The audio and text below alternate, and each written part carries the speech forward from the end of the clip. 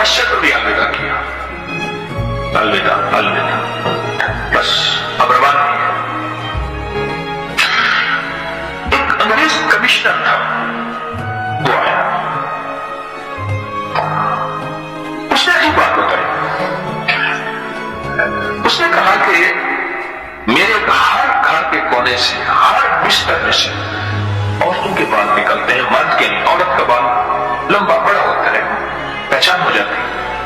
ہر بستر سے، رضائی ہے، بستر ہے، کمبل ہے، گھر کے ہر کونے سے، ہر فائل سے، ہر کاغذ سے، ہر کتاب سے، کوئی بھی کام ہے، کوئی بھی کام ہے، کوئی بھی ہے، عورتوں کے بال نکلتے ہیں.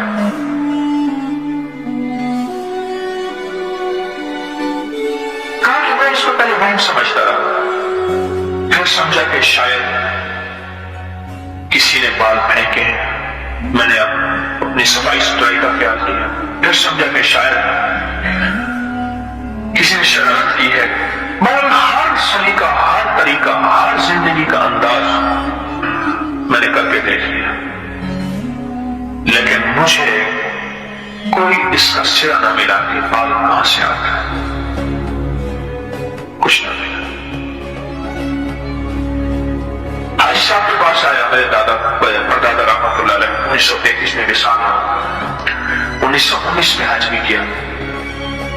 تو فرمانے لگے کہ ان کی خدمت میں آئے ہیں کہ حضرت اس کا کیا حال ہو سکتا ہے. حاجی صاحب نے فرمایا مجھے لگتا یہ ہے تیرے گھر میں جنات ہیں اور ان کی عورتیں زیادہ ہیں، اور جنات کی عورتوں پہ خود جادو ہے. جنات ایک دوسرے بہت جادو کرتے ہیں، جنات ایک دوسرے پہ بہت جادو کرتے ہیں. دیکھیں کتا کاٹتا ہے، کاٹنے والی چیز جب آپس میں لڑتی ہے تباہی مچا دیتی ہے. بھیڑیا خونخوار ہے، جب آپس میں لڑتے ہیں پھر تباہیاں مچا دیتے ہیں. مرغ اس کے پاؤں کے ساتھ نوکی ہوتی ہے، اسے خارے کہتے ہیں. اس کی خاروں کو مرغ لڑانے والے باقاعدہ دھارے بناتے ہیں. جب مرغ دو چیزوں سے لڑتا ہے، جو اصیل مرغ لڑنے والا مرغ ہے، ایک چونچ سے، ایک خار سے نیچے پاؤں مارتا ہے لڑنے والا مرغ. اور جب یہ مرغ آپس میں لڑتے ہیں، میرے دادا رحمۃ اللہ علیہ کے پاس اصیل مرغ تھے، اتنا لڑتے تھے کہ چونچیں منہ میں ہوتی ادھر بے ہوش ہو جاتے تھے. اتنا لڑتے تھے، زخمی ہو جاتے تھے کہ دونوں کی چونچیں ان کے منہ میں ہوتی تھی اور وہی دونوں بے ہوش ہو جاتے. اسی طرح جنات جب آپس میں لڑتے ہیں اور ان کی جو تباہ کاریاں ہیں اور ان کے جو جادو ہیں ایک دوسرے پہ کرتے ہیں، تو پھر اس کے مطابق طاقت استعمال ہوتی ہے. اتنا سخت جادو، اتنا سخت جادو، اتنا سخت جادو. تو عائشہ فرمانے لگے رحمۃ اللہ علیہ کہ لگتا ہے کہ ان پہ سخت جادو ہے اور ایک دوسرے پہ کیا ہے کہ ہم خواتین زیادہ ہیں اور جادو کی وجہ سے ان کی خواتین کا برا حال ہے اور اس کی وجہ سے ان کے بال جگہ جگہ گرے ہوئے ہیں. فرمانے لگے ایک بال کوئی اٹھا کے میرے پاس لے آؤ. ایک بال لے آئے. فرمایا آیت الکرسی ایک دفعہ پڑھی اور جو اس کی آخری آیت ہے وَلَا يَحُودُهُ حِفْظُهُمَا وَهُوَ الْعَلِيُّ الْعَظِيمُ، اس کو پڑھتے گئے، اس بال کو انگلی پہ لپیٹتے گئے، پھر کھولتے تھے، پھر لپیٹتے تھے، پھر کھولتے تھے، پھر لپیٹتے تھے، اور یوں پڑھتے گئے، لپیٹتے گئے. کتنی دیر تک پڑھتے اس کے بعد لپیٹ کے پھونک مار کے ایک کاغذ میں لپیٹ کے دے دیا. فرمایا یہ کاغذ کی پڑیا گھر رکھ دے اور اس کاغذ کے پیچھے ایک لکھی بات اپنا نام لکھ کے کہنے لگے دیکھو اب میں نے اللہ کا کلام پڑھ دیا ہے، اب دیکھتے ہیں تم طاقتور ہو، جو کلام الہی طاقتور ہے اور انشاءاللہ اللہ کا کلام طاقتور ہے، لہذا اللہ کے نام کی طاقت کی وجہ سے اس گھر کو چھوڑ جاؤ. پڑیا لے گئے اور انہوں نے جا کے اس گھر میں رکھ دی، یعنی وہ پڑیا جس کے اندر بال تھا. انگریز انسان حیرت سے دیکھ رہا تھا، اسے پتہ نہیں تھا کہ دنیا میں یہ بھی ایک دنیا ہے کی ایک انوکھی انہونی دنیا ہے. میں آپ کو آگے انگریزوں کے واقعات در واقعات سناؤں گا اور ساتھ ساتھ میں وظائف بھی بتاؤں گا. یہ 21 جمعراتوں کا سلسلہ چلے گا انشاءاللہ. اس کا عنوان ہوگا جادو، جنات اور انگریز. یہ پہلی جمعرات ہے، جادو، جنات اور انگریز. اور ساتھ میں آپ کو اپنے خاندانی واقعات بھی، اولیاء بزرگوں کے واقعات بھی، اور اپنے اکابر کے واقعات بھی، اور قرآن بھی اور حدیث بھی، اور قرآن و حدیث کے مسنون اعمال بھی، اور زندگی کے مشاہدات، تجربات بھی. یہ ساری چیزیں آپ کو سناتا چلا جاؤں گا.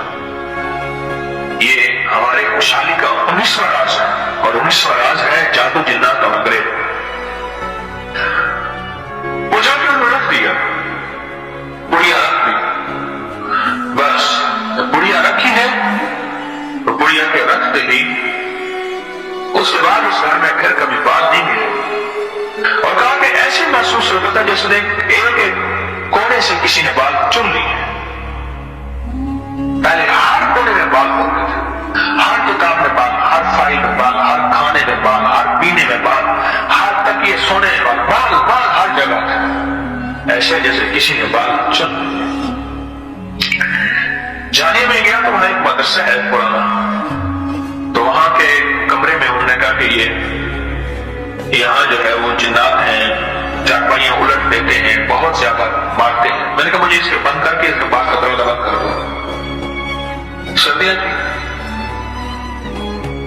انہوں نے بند کر دیا. میں نے کہا سنو میں دروازہ کٹکھٹاؤں گا تو کھول دینا. تو اب آپ نے باہر چارپائیاں ڈال دی. کمرہ تھا، کمرے کا باہر برآمدہ تھا. آیت الکرسی اگر ایک دفعہ پڑھی جائے، غور سے سنیے گا، اور اس کی آخری آیت کو دہرایا جائے. محدثین نے لکھا ہے آیت الکرسی اسم اعظم ہے. جہاں آیت الفاظ کے بارے میں کہ وہ اسم اعظم ہے، یہ اسم اعظم ہے، ہر اللہ کے ولی کا اپنا مشاہدہ تجربہ ہے. آیت الکرسی کے بارے میں بھی ہے. اور پھر ایک اور روایت بھی ہے کہ بعض روایات میں ہے کہ آیت الکرسی کی پہلی آیت اسم اعظم ہے، اور بعض میں ہے آخری آیت اسم اعظم ہے، اور بعض روایت میں ہے کہ پہلی اور آخری دونوں اسم اعظم ہے. اللہ نے ان دونوں کے درمیان میں اسم اعظم ہے، یا یہ دونوں اسم اعظم ہے، یا ان دونوں کے درمیان اسم اعظم ہے، یا یہ اسم اعظم ہے. ایک دفعہ آیت الکرسی پڑھے، صرف ایک دفعہ، اور اس ایک دفعہ آیت الکرسی کو 100 دفعہ دہرائیں. اس کی آخری آیت کو وَلَا يَئُودُهُ حِفْظُهُمَا وَهُوَ الْعَلِيُّ الْعَظِيمُ. 3 دن میں فیصلہ کروا دیتے ہیں. 2 رکعت نماز نفل پڑھی حاجت کے، غور سے سن رہے میری بات کو، سو تو نہیں رہے. 2 رکعت نماز نفل حاجت کے پڑھے. حاجت کے نفل پڑھ کے 1000 بار پڑھے بسم اللہ الرحمن الرحیم. کتنی بار؟ 1000 بار. اور توجہ سے اور اپنے مقصد، اپنی مشکل، اپنی پریشانی، اس کا 100% دھیان کرتے ہوئے اس طرف دھیان جما کے. وہ مسئلہ اولاد کا ہے، وہ رزق کا ہے، وہ صحت کا ہے، وہ عزت کا ہے، وہ قید سے خلاصی کا ہے، وہ مشکلات کے حل کا ہے، وہ اللہ کی ذات عالی کے قرب کا ہے، وہ مدینے والے کے عشق اور محبت کا ہے، وہ زندگی کی کسی مشکل روحانی، جسمانی یا زمینی اور آسمانی کوئی مشکل، کوئی منزل ہے، اس کے لیے یہ بہت ہی زیادہ آزمودہ اور باکمال ہے. پھر 1000 دفعہ ملا کر 3 بار درود پاک، 1000 دفعہ بسم اللہ الرحمن الرحیم پڑھے. پھر 2 رکعت نماز نفل پڑھے. پھر 1000 دفعہ بسم اللہ الرحمن الرحیم پڑھے. پھر 2 رکعت نماز نفل پڑھے. پھر 1000 دفعہ بسم اللہ الرحمن الرحیم پڑھے. یہ 10 دگانے اور 10 ہر دفعہ بسم اللہ الرحمن الرحیم، 12 دگانے، 2 رکعتیں، اور ہر بار 1000 بار بسم اللہ الرحمن الرحیم پڑھے. یہ 3 دن عمل کرنا ہے اس طرح. اس کو تو میں نے، اللہ کی تقدیر غالب نہ ہو، میں نے تو اس کو 3 دن میں فیصلے ہوتے دیکھے. عجب تاثیر اس کے اندر دیکھی اور عجب کمال اس کے اندر دیکھا. اگر کوئی ہمت، محنت، توجہ کر لے، وضو ٹوٹ جائے یا وضو کر سکتا ہے، بوضو توجہ سے، دھیان سے، اور دھیان جما کے جس جس کو میں اکثر ایک اللہ والے کی بات عرض کیا کرتا ہوں، اللہ کا ذکر اللہ کے دھیان سے، اللہ کا ذکر اللہ کے دھیان سے میں اکثر عرض کیا کرتا ہوں آپ کی خدمت میں، اس کو دھیان جما کے کرنا ہے، ختم کرنے کا فکر نہیں کرنا، فیصلہ کروانے کا فکر کرنا ہے، بڑا فرق ہے، فیصلہ کروانے کا فکر کرنا ہے۔ یہ کیا کہ بس ادھر 12 دکانیں ختم ہو جائیں اور ادھر جو ہے 12,000 دفعہ پڑھ لو، ایک ہی ہے نہیں، مولا تو 3 دن کا محتاج ہے، مولا تو 12,000 کا محتاج ہے، مولا تو میری ایک دفعہ بسم اللہ کا محتاج نہیں، تیرا نام ہے تو میرے بغیر پڑھے فیصلہ کرتے ہیں، اور مولا تو میرے 12,000 بسم اللہ پڑھنے کا محتاج ہے کیا؟ مولا تو ایک دفعہ بسم اللہ کیا میں عرض کروں تو کر دے، تیری مہربانی اتنی شان کریمی ہے۔ تو عمل تعداد پوری کرنے کا فکر نہ ہو، میری بات پہ ذرا غور کیجیے گا، بلکہ قبول ہونے کا فکر ہو، محبوب ہونے کا فکر ہو، مقبول ہونے کا فکر ہو، اس کا فکر زیادہ ہو اور بہت زیادہ اس کا فکر ہو۔ 3 دن میں تو فیصلے ہوتے دیکھیں۔ اس میں ایک چھوٹا سا واقعہ اچانک یاد آیا، ایک صاحب گئے بیرون ملک، وہاں کئی سال رہے، 2-2.5 سال کے بعد آتے تھے، گھر میں لڑائیاں ہوتی تھیں، ہنگامے ہوتے تھے، چلے جاتے تھے، ایک دفعہ اچانک آ گئے بغیر اطلاع کے، اور کسی نے ان کو بدگمانی میں مبتلا کر دیا کہ تیری بیوی کا چال چلن اس کا انداز ٹھیک نہیں ہے، مشکوک ہے۔ اچانک آیا اور جھگڑے ہوئے اور بیوی کو نکال دیا، حالانکہ اکٹھے رہتے تھے، جوائنٹ فیملی تھی، اور وہ کمزور کردار کی نہیں تھی، اس کا شک اور بدگمانی، اور اتنا بڑھا کہ طلاق تک معاملہ پہنچا، اور اس نے ایک طلاق بھجوا دی۔ اب سارے پریشان، تو میں نے ان سے عرض کیا، میں نے کہا بھائی ایک عمل ہے میرے پاس، ہے ذرا مشقت والا، کہ میں عام طور پہ مشقت والے عمل نہیں بتاتا، آپ میرے جتنے عمل اٹھا کے دیکھ لیں اس میں مشقت والے عمل نہیں ہے، میری کوشش ہوتی ہے آسان چھوٹے عمل بتاؤں جس میں اللہ کی مخلوق کو کرنے میں سہولت ہو۔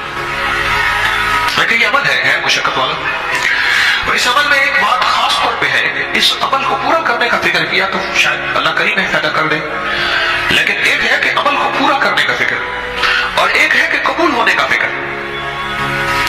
جب قبول ہونے کا فکر ہوتا ہے اس وقت گڑگڑانا بھی اور ہوتا ہے، بھکاری بننا بھی اور ہوتا ہے، مانگنا بھی اور ہوتا ہے، اس کا انداز بھی اور ہوتا ہے، کیا خیال ہے؟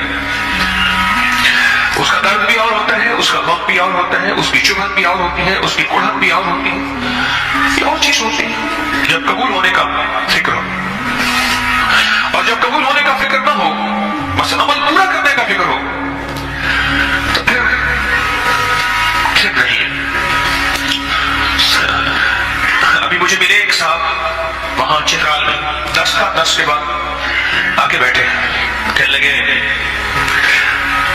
میں بڑے عرصے سے آپ کو جو ہے وہ تلاش کر رہا تھا،